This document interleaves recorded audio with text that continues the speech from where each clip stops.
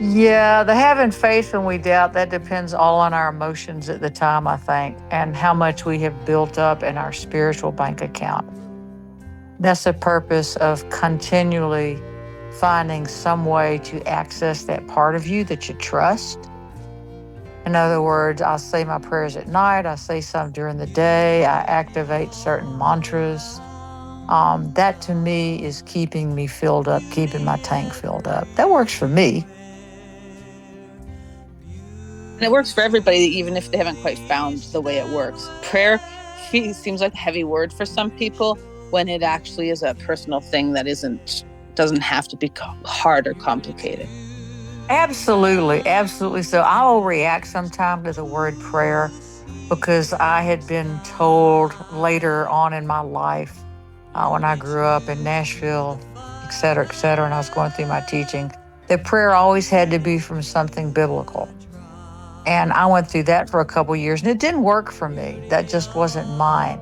So I have to watch myself with that, also bullying people into thinking that they have to do or say certain things when you don't. Make it personal, make up your own. And I still use design prayers. I use things that the St. Michael prayer, I say the Ave Maria in Latin. There's a lot of things that I do and say that mean something to me that help me access the divine. And in that, what we're trying to do, to access the divinity and things that are really feeding us that spiritual food that's always available, but we don't remember it or recall it. It's just welcome to Earth. It's going to be Yes, interesting. that's so true. The divine is available to everyone. You don't need a guru to guide you to it, but everyone will find their own way that works best for them. Yes, and the kindness and the compassion is very important. And we can help guide and protect other people when we're being ourself. And if they ask to have things shared, that's different than throwing things upon people. Same thing with children. Once they start asking, they now have the receptors, in other words, the spiritual receptors to accept what you have to say. And a lot of times it's cool to say to kids, well, what do you think? Well, I heard this, or this. Or why do animals have to die? Why did our dog have to die? And so it can be very personal. You can tailor it to the personality and point of evolution of that child.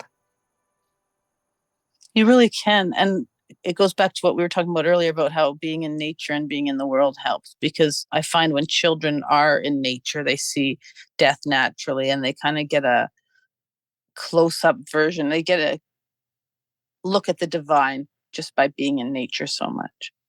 Yes, it's not sanitized, and much in the West has been sanitized. It'll turn around. It always does, Yeah.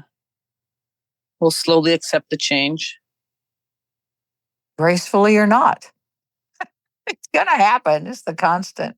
I like the I Ching. I do the I Ching a lot, but I had a lot of lives in China. It's very clear to me. It's very concise. I do that daily. I do the astrology readings. I talk to myself, my guidance. I talk to anything that's around, and I ask for equal to or higher power. That always helps me. And how do you help people hear what they're supposed to, what they're looking for?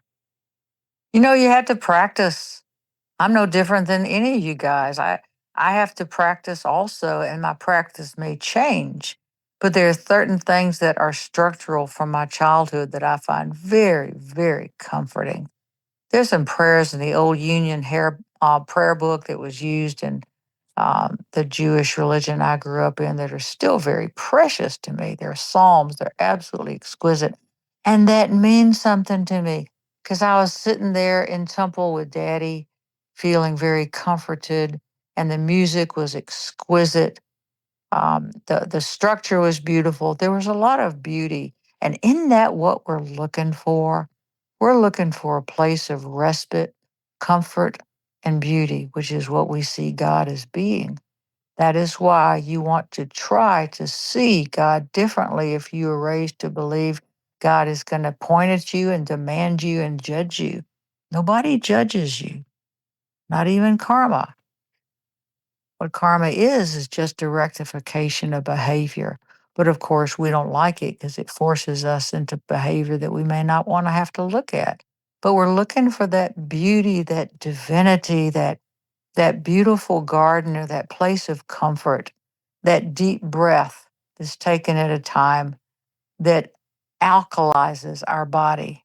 All that enraged acidity will melt away. Your body will be healthier. Your face will look nicer. You'll be calmer. And beauty is important, but beauty is truly in the eye of the beholder.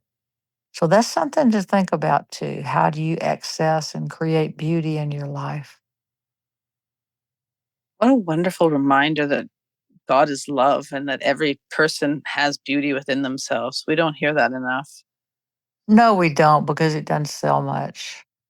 True. If you're My- outraged, you're not going to be talking about that. yeah. And that's what it comes back to is the kindness is slightly boring. So you don't make action movies where everybody's just kind and grows a food forest and helps each other and then has a picnic. No, you don't, because we watch those dramatic things to see how other people do it and how what we can do to prepare ourselves for surviving it. It's oh, that's over. I survived that. You watch Predator. That's a heck of an alien there. So it's comical. It can be dramatic. It can be comical. It can be damaging. It can be healing. It depends on how you yourself perceive it.